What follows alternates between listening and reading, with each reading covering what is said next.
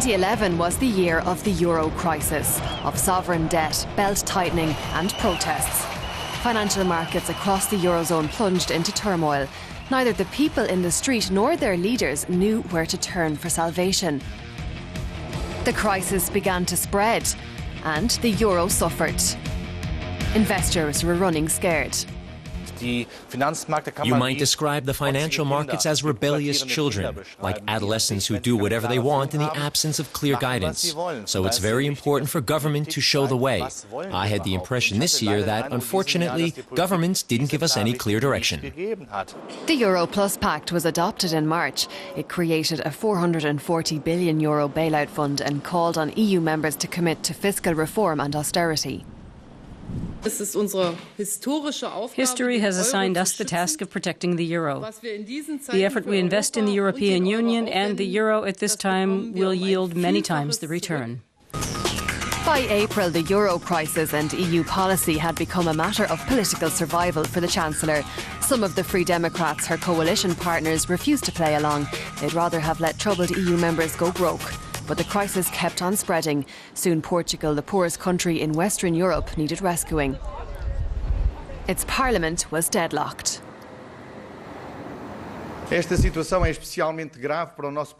Our country's situation is serious. After all the alternatives I've considered and all the talks I've had, I'm certain that the situation will only get worse. In June, Greeks filled the streets of Athens to protest the government's tough austerity measures. But the country was close to default. The crisis was to cost Prime Minister George Papandreou his job. Not even Silvio Berlusconi could withstand the crisis, as it threatened to engulf Italy, the Eurozone's third largest national economy.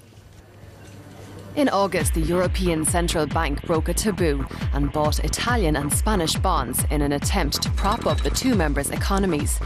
France and the EU proposed Eurozone-wide bonds, and France came under scrutiny from the ratings agencies.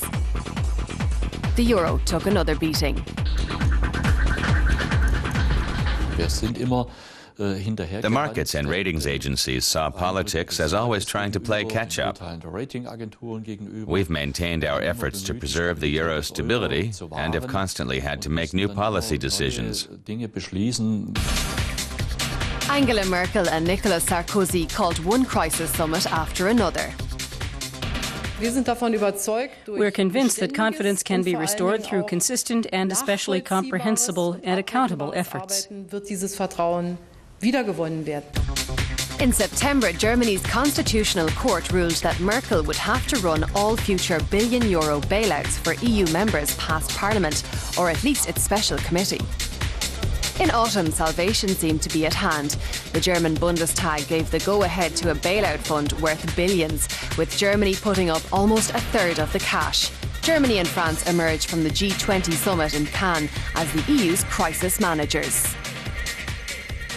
There were so many misunderstandings and half-baked solutions at so many EU summits, it was turning into a kind of summit tourism, not a search for solutions to the euro crisis. Another summit in December agreed to impose strict limits on government spending and borrowing. Once again, France and Germany provided the leadership. Of the 27 countries in the European Union, only Britain refused to sign up for the agreement. I think many people have realized that this European Union is not just an alliance for peace. It's crucial to our economic prosperity, to holding the European economic area together and making common cause in a globalized world. Events in America and Asia in particular have shown us we only stand a chance if we stand together. With the 10th anniversary of its introduction just days away, the euro is fighting for its life. The EU and the financial world both need it and want it, but 2012 could see its fate decided once and for all.